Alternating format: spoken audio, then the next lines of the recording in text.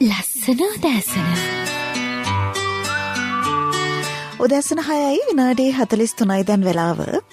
පොතක් කියලා කියන්නෙම අපිට යන්න බැරි තැන්වලට අපිව අරගෙන යන විදිහේ වටින දෙයක්. පොතක් කියලා කියන්නෙම අපිට ලං වෙන්න බැරි චරිතවලට අපිව ලං කරන විදිහේ මහා මුතු දෙයක්. මේ ලෝකේ ගොඩාක් දොරටු අපිට විවෘත කරලා දෙනවා. එක තැනක ඉඳලා අපිට මුළු ලෝකෙ පුරාම රවුමක් ගිහිල්ලා එන්න අවස්ථාව හදලා දෙන, මිනිස්සුන්ගේ හිත ඇතුළට රිංගන්න අවස්ථාවක් හදලා දෙන, විවිධ විෂයන්ගෙන් විවිධ විදිහේ දැනුම් සම්භාරයක් අපේ ළඟට ගෙනල්ලා දෙන පොත් කියන්නේ හරි අමුතු දෙයක්. ඉතින් විශේෂ පොතක් පිළිබඳව අපි ඔබට මේ මතක් කිරීම කරන්නේ සුමන රණවීර ලියූ රෝසවැට අද්දර කෘතිය ජනගත කිරීම සිද්ධ වෙනවා ජුනි මාසේ 29 වෙනිදා, ඒ කියන්නේ ඉරිදා අනිද්දා හවස 4ට පිළියන්දල නගර සභා රංගශාලාවේදී. මේ කෘතිය ජනගත කිරීමේ අවස්ථාවට සම්මානිත මහාචාර්ය ටෙනිසන් පෙරේරා විද්වතානන් සහභාගී වෙනවා. ඉතින් මේ සොඳුරු සැන්දෑවට ඔබත් එකතු වෙන්න කියලා අපි මතක් කරනවා. සුමන රණවීරගේ රෝසවැට අද්දර කෘතියයි එදාට එළි දකින්නේ දවස හරියටම ජුනි 29 වෙනිදා, ඒ කියන්නේ ඉරිදා හවස 4ට පිළියන්දල නගර සභා රංගශාලාවේදී. පිළියන්දල නගර සභා රංගශාලාවේදී. ඉතින් ටෙනිසන් පෙරේරා විද්වතානන් වගේම ආචාර්ය ජී.ඩී. අමරසිරි ශූරින් ඇතුළු විද්වතුන්ගේ සහභාගීත්වයෙන් තමයි මේ පැවැත්වෙන්නේ. හැම විටම අලුත් පොතක් කියලා කියන්නේ තවත් පිරිසක්, හොඳ පිරිසක් සමාජයට බිහි කරන අවස්ථාවක්. පොතක් ලියනවා කියලා කියන්නේ ලේසි පහසු කාරණාවක් නෙවෙයි. ඒව ජනගත වෙනවා කියන්නේ ලේසි පහසු වැඩ නෙවෙයි. ඒ නිසා මේ වගේ අවස්ථාවන් මගහැර ගන්න එපා කියලයි අපි ඔබට මතක් කරන්නේ.